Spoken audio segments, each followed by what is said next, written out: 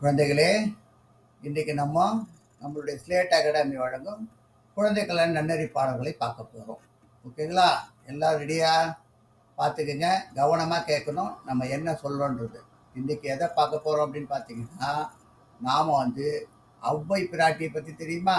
ஔவையார் பெரிய மூத்த நம்மளுடைய கவிஞர், பெரிய புலவர். அந்த புலவை பெற்ற சக்தி பெற்ற ஒரு ஔவை பிராட்டியாருடைய ஆத்திசூடியை இப்போ நம்ம கவனமாக நீங்கள் எல்லாத்தையும் நான் என்ன சொல்கிறேன்றதை கேட்கணும். ஓகேங்களா? ரைட்டு. முதல்ல இப்போ பார்த்தீங்கன்னா, முதல் பாடம்ன்றது நம்மளுக்கு அறம் செய்ய விரும்பு அப்படின்றது. அதாவது நல்லொழுக்கமும் தர்மமும் இருந்து அறத்தை செய்ய விரும்பு என்பதாகும். அறம் செய்ய விரும்புவோர் உலகில் அனைவராலும் நேசிக்கப்படுவார். புரியுதுங்களா? அறம் செய்யும் மனமே மனிதனுடைய உண்மையான அலங்காரம் என்பதை இந்த பாடல் வெளிப்படுத்துகிறது.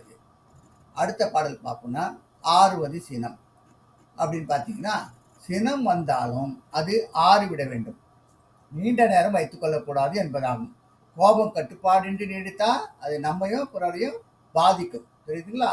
ஸோ சினம் மனிதனுடைய அறிவை மூடுகிறது, சாந்தம் தான் அறிவை வெளிப்படுத்துகிறது என்றது இந்த பாடல் சொல்லுது.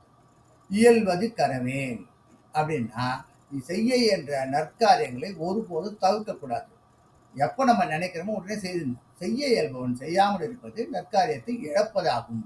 நல்லது செய்யும் வாய்ப்பு வந்தால் உடனே செய்திருக்கணும். ஓகேங்களா? அடுத்தது பார்த்தீங்கன்னா, நம்மளுடைய அவை பாட்டி என்ன சொல்றாங்க பாருங்க.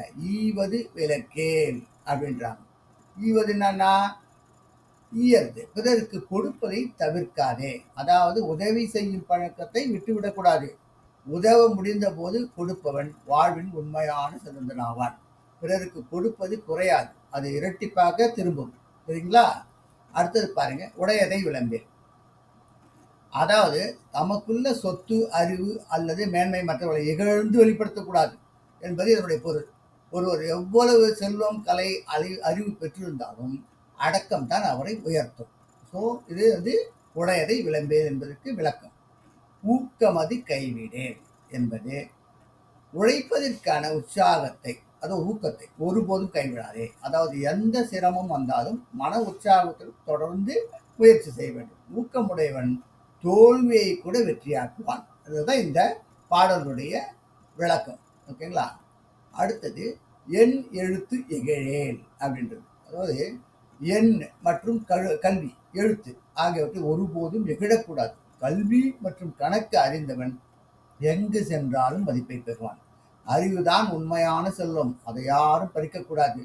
ஸோ எண் கற்றால்தான் நீங்கள் பெரிய ஆளாக முடியும். ஏமாற்றம் செய்யல் என்பது ஔவையாரினுடைய 8வது பாட்டு. பிறரை ஏமாற்றாதே, நேர்மையுடன் வாழ். அதாவது பொய் சொல்லி தந்திரம் செய்து ஏமாற்றி வாழக்கூடாது. அதெல்லாம் நல்ல பயனை தராது. ஏமாற்றம் செய்து கிடைக்கும் வெற்றி வெற்றி அல்ல, அது தோல்விக்கான தொடக்கம். நேர்மையுடன் வாழ்பவன் நன்றாக வாழ்வான். ஐயமிட்டு உண் என்பது அடுத்த பாடல். உணவு உண்ணும் முன் பசித்தவருக்கு பகிர்ந்து விட்டு உண். அதாவது நம்மால் இயன்ற அளவு பிறருக்கு பங்கிட்டு கொடுத்துட்டு தான் அது உண்மையான அறநெறி. பசித்தவருக்கு பகிர்ந்த பின்பு உடனே உணவு இனிமையானது அப்படின்றாங்க. அடுத்த பாடல் பார்த்தீங்களா, ஒப்புரவின் நெறியே.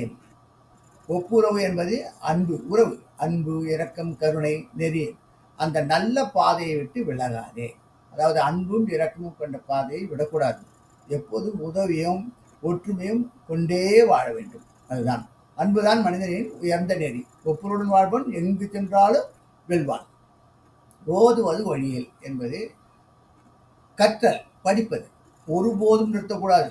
அதாவது வாழ்நாள் முழுவதும் கல்வியை தொடர்ந்து கற்க வேண்டும். கல்வி கற்கும் பழக்கம் வாழ்நாள் முழுவதும் தொடர வேண்டும் அப்படின்றது சொல்றாங்க. கற்றல் நின்றுடி முன்னேற்றமும் நம்மளுடைய கூடவே நின்றுடும். ஓகேங்களா?